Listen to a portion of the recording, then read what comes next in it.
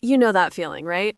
Oh, I know the one. When you're speaking English, maybe at work or trying to help a customer. And your brain just freezes up. Exactly. You know what you want to say, But you start thinking about the past perfect tense.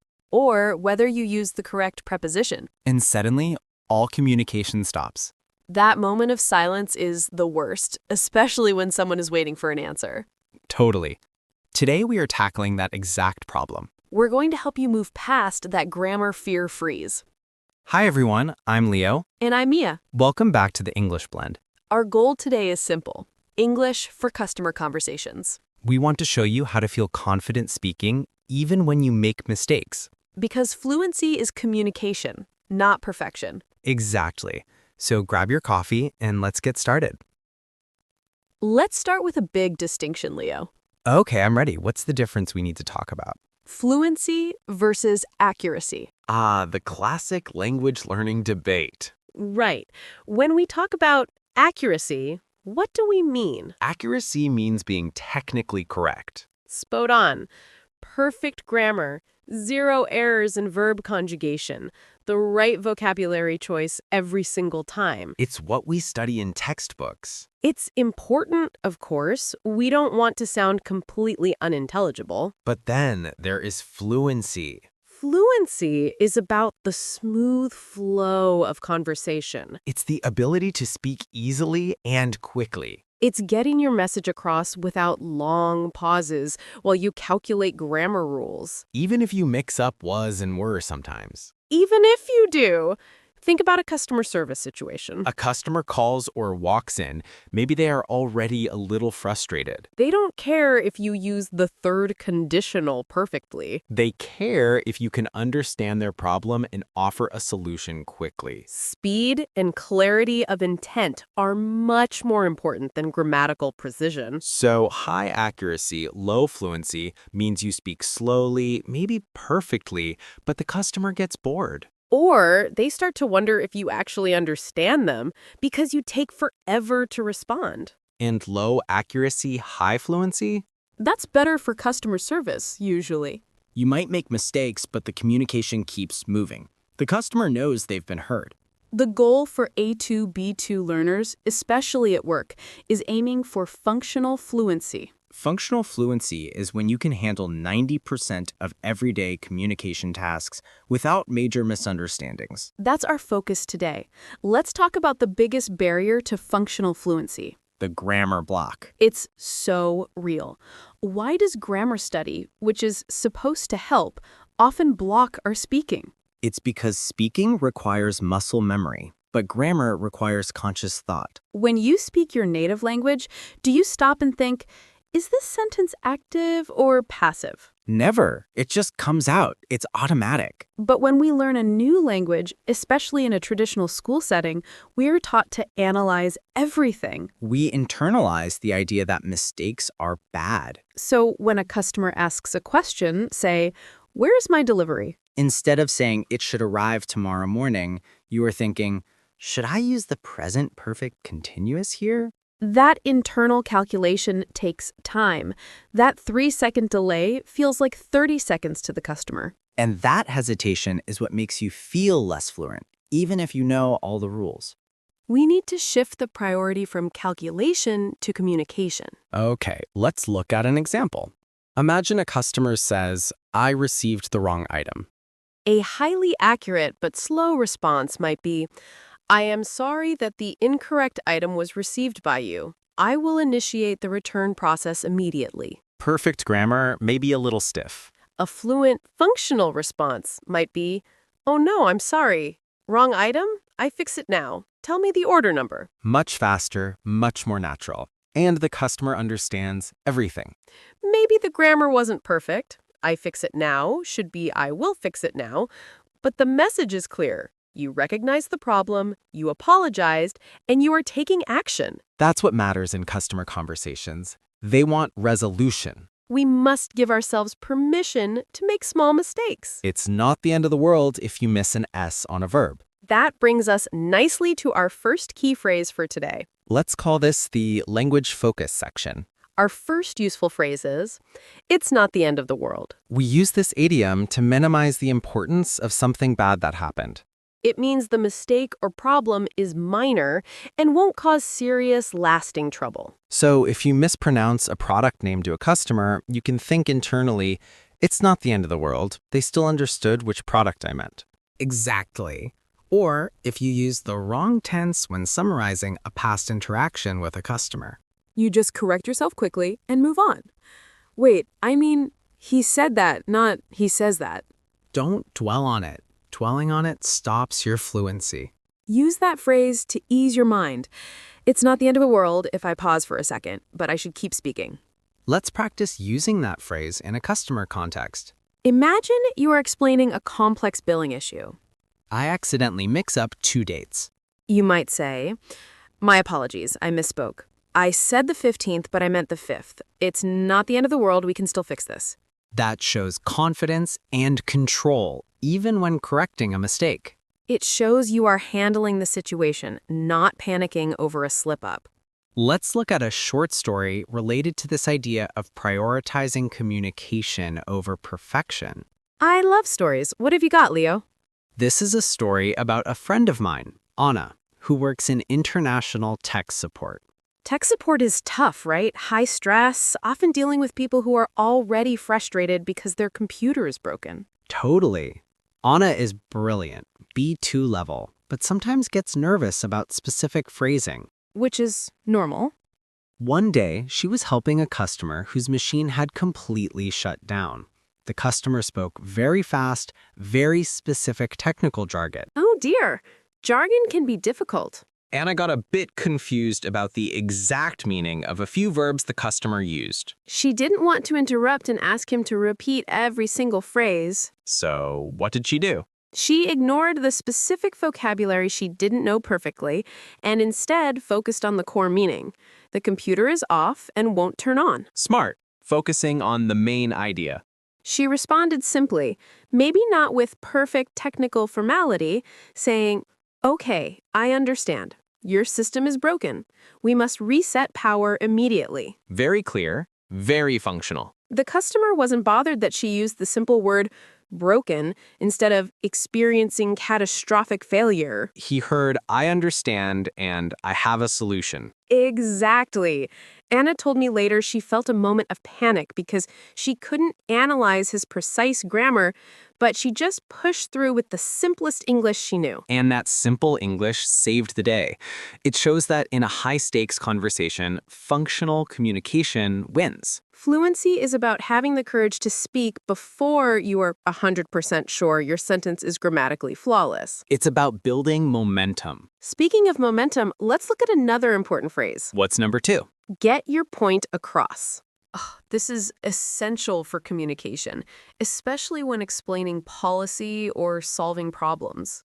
To get your point across means to successfully communicate your intended message or idea to the listener. It implies success, even if the delivery was imperfect. For example, when training a new colleague, you might tell them, don't worry if you forget some specific terms, just make sure you get your point across about the return deadline. Or if you are negotiating with a supplier, you need to clearly state what you need. I used simple language in the email because I wanted to be certain I got my point across about the pricing change. It emphasizes the result of the communication over the method. Sometimes we make things too complicated trying to sound professional. We use long, complex sentences that actually confuse the listener. And then you haven't got your point across at all. So a great tip related to this phrase, when speaking to a customer, practice saying the key message in 3 different simple ways. That way, if the first attempt doesn't land, you can pivot quickly. For example, if you are explaining why a discount didn't apply. Attempt 1. The discount only applied to full price items, not clearance items. Attempt 2, simpler. This item was already on sale, so the extra discount didn't work. Attempt 3. Even simpler. No double discounts on this product, I'm afraid. See? Same message, slightly different wording. You are guaranteeing you get your point across. This is effective communication training right here. Use variety and simplicity. Now, let's talk about that moment of freezing up again. The one where you feel the pressure and suddenly your mind is blank. That moment when you've been speaking fine and then bam, you hit a wall. That's our third key phrase, hit a wall. To hit a wall means to reach a point where you are unable to proceed or make progress. Usually because you are too tired, too stressed, or you've encountered a sudden difficulty.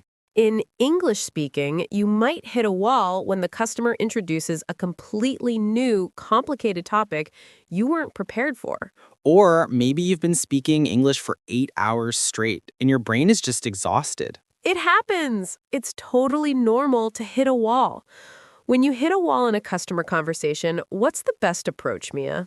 You must buy yourself some time. Don't panic and stay silent. Use filler phrases. These are lifesavers for fluency. Things like, let me look that up for you. Or, that's a great question. Just one moment, please. Or even simpler ones like, right, okay, or let me see. Those phrases keep the communication channel open, even though you've internally hit a wall and need a moment to reorganize your thoughts. You are being fluent by managing the conversation flow, even during hesitation. So, to recap the language focus, we must remember it's not the end of the world when we make a mistake. We must focus on making sure we get our point across.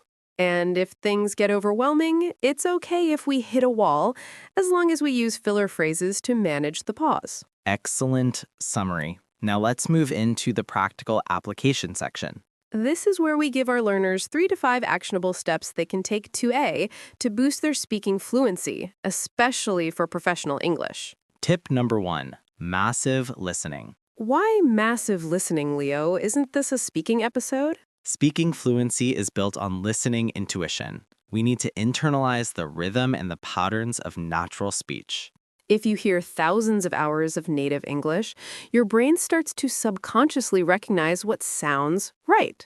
This is crucial for A2 and B1 learners. You don't have time to analyze grammar, but your intuition will tell you, wait, that sentence sounds strange. Listen to podcasts, YouTube videos, and especially scripted customer service examples. Listen for the speed and the pauses that native speakers use.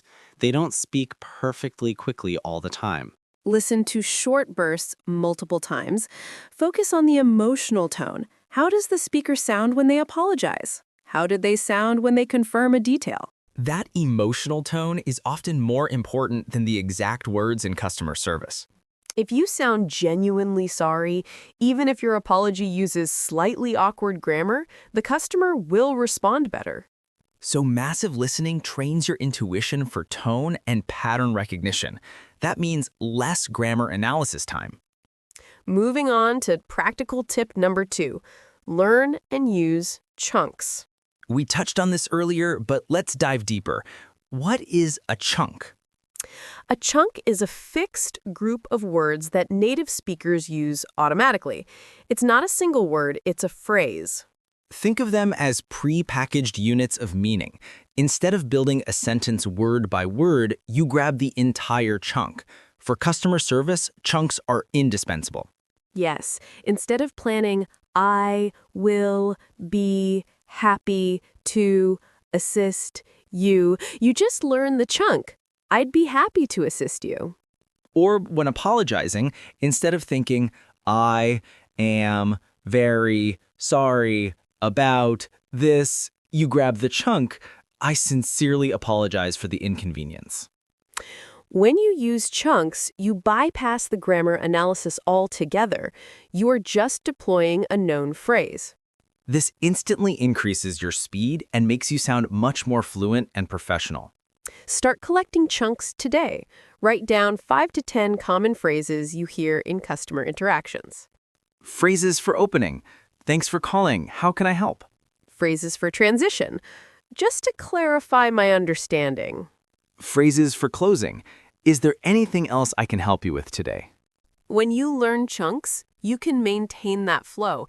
Even if you hit a wall in the middle of the conversation, you can pull out a chunk to recover.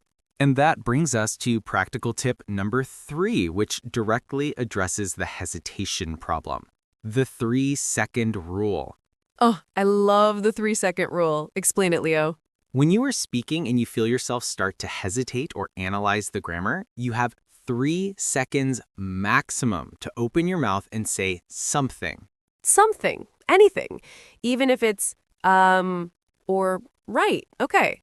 Because if you let the silence extend past 3 seconds, the anxiety builds. And the longer the silence, the harder it is to restart the conversation flow. If you can't formulate the perfect sentence in 3 seconds, use the simplest, most functional words you can think of. Remember the story of Anna? She chose "system is broken" over a complicated, grammatically perfect explanation. That was the 3-second rule in action. Functional communication first, grammar second. The 3-second rule forces you to choose fluency over accuracy. It pushes you to keep the rhythm going. Think of it like catching a ball. If you wait too long, the ball drops. You need to react immediately. React with simple English. Don't worry, it's not the end of the world if you use a simple verb. Now let's go to practical tip number 4. We promised 3 to 5 tips, so let's get a few more in.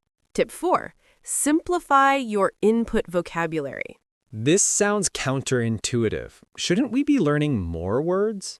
We should, but when you are preparing for a customer conversation, stick to the 2,000 most common English words. Why limit ourselves? Because complex vocabulary often forces complex grammar. Ah, I see. If I use a simple word, I'm more likely to use a simple sentence structure that I can handle quickly. Exactly. If you need to explain a delay, you could say, "We experienced an unexpected delay due to a logistical setback." Complex. Or you could say, we are running a bit late because our delivery truck broke down. Simple, clear, easy to deploy quickly. The goal is to get your point across easily, not to impress with SAT vocabulary. If you find yourself constantly thinking of a fancy synonym, stop. Use the simple word you know instantly. This is a practical strategy for fluency under pressure. Use simple words to maintain high speed. Finally, practical tip number 5, which is great for people who have scripts at work. Practice script variations out loud. Don't just memorize the script. That's dangerous. Why dangerous? Because customers rarely stick to the script. They ask unexpected follow-up questions. You memorize the perfect answer for, why is my bill high? But the customer says, "Yes, but I canceled that service last month. Why is it still here?" You've hit a wall because the conversation went off script. So practice saying your official script and then immediately practice 3 to 4 variations of that answer. For example, if the script says, we can only offer a refund within 30 days. Because it's past 30 days, we can't refund the money, but we can offer a store credit. The 30-day window closed, so unfortunately, a cash refund isn't possible. Our policy states that after 30 days, we are unable to process a full refund. Practicing variations trains your brain to be flexible so you don't panic when the customer takes a detour. It solidifies the chunks in different contexts. Okay, we have covered 5 powerful tips: massive listening, using chunks, the 3-second rule, simplifying vocabulary, and practicing script variations. All designed to help you prioritize communication so you can get your point across quickly and effectively. Let's talk a little more about handling interruptions, because customers often interrupt us. They absolutely do, especially if they are upset. When you are interrupted, you often lose your train of thought, and it feels like you hit a wall mid-sentence. Yes. The key is to manage the interruption fluently using polite phrases. Don't stop talking completely and let the customer take over the conversation if you are trying to explain a policy. Use bridging phrases. I understand your frustration, but if I could just finish explaining the next step. Or, that's a very valid point. Let me just complete this one piece of information and then I will address your concern. These chunks help you regain control smoothly and fluently. They prevent that grammatical analysis panic. Remember, fluency isn't just speaking quickly. It's managing the entire conversational turn-taking process without awkward, prolonged silences. And if you use a polite, assertive phrase and the customer ignores it and keeps interrupting? You might repeat your phrase, maybe with a slightly firmer tone, but still polite. Sir, ma'am, with all due respect, I need 2 more seconds to explain the resolution. That demonstrates professional English fluency. It's about being effective, not passive. Let's quickly review a key area for customer conversations. Apologies. Apologies are vital. If you get the apology wrong, the rest of the conversation will be difficult. A common mistake learners make is focusing too much on the grammar of the apology and forgetting the sincerity. Focus on the chunk. I sincerely apologize for the misunderstanding, or error, or inconvenience. Then immediately follow up with the action chunk. Here is what I can do to fix this right now. That combination, sincere apology plus immediate action, is peak customer conversation fluency. It doesn't matter if your verb tense in the middle of the sentence about the cause of the problem was slightly off. The customer focuses on the fix. Right. If you accidentally say, the shipping department sent it yesterday, instead of the shipping department sent it yesterday, That small grammatical slip is irrelevant because you are already moving on to, but I can track it for you immediately. It's not the end of the world. The communication continues smoothly. We really want to emphasize that language learning is messy. It is. You will make mistakes every single day you speak English. And you shouldn't let the fear of that one mistake stop you from saying 10 important things. The fear of being wrong is the biggest inhibitor to fluency. We need to change our view of mistakes. A mistake is just data. It tells you what you need to focus on next time. If a customer consistently misunderstands you when you talk about return policies, maybe that specific area needs more chunk study. But don't stop talking to the customer in the meantime. Just simplify your language until you get your point across. Use those simple phrases. Focus on clarity, rhythm, and speed. Let's review those 5 practical steps again because they are so important. Step 1. Massive listening for pattern and rhythm recognition. Step 2. Learn and use chunks for immediate, effortless phrases. Step 3. The 3-second rule to push past hesitation and maintain flow. Step 4. Simplify your input vocabulary to keep sentences simple and fast. Step 5. Practice script variations to manage unexpected conversational turns. And those 3 crucial phrases for managing stress and communication success. It's not the end of the world. Get your point across. And managing that stress point. When your brain stops, you hit a wall and you use fillers to recover. This episode is really about giving yourself grace, isn't it? Absolutely. You wouldn't judge someone in your native language for stuttering or mispronouncing a difficult word once in a while. So don't judge yourself so harshly in English. Communication is a partnership. If the customer understands you, you've succeeded. That is fluency. It's all about moving from analysis paralysis to conversational momentum. Use these tips every day.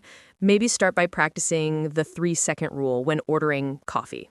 Don't let yourself hesitate for more than 3 seconds when the barista asks you something. Just say the simplest answer you can. And then apply that boldness to your professional life. Start simple, build confidence, and watch your fluency soar. Remember to keep practicing those chunks and listening every day to boost your intuition. Daily practice, even 10 minutes, makes a huge difference over time. We hope this gave you the tools and the motivation to speak confidently, even when the grammar police try to arrest your inner voice. Ignore them. Focus on getting the job done. Focus on communication. That was a great talk. Yes, and next week we are going to dive into the specific vocabulary you need for remote work meetings, how to interrupt politely and summarize actions effectively. Don't miss it. Thank you so much for joining us on The English Blend. See you in the next episode of The English Blend.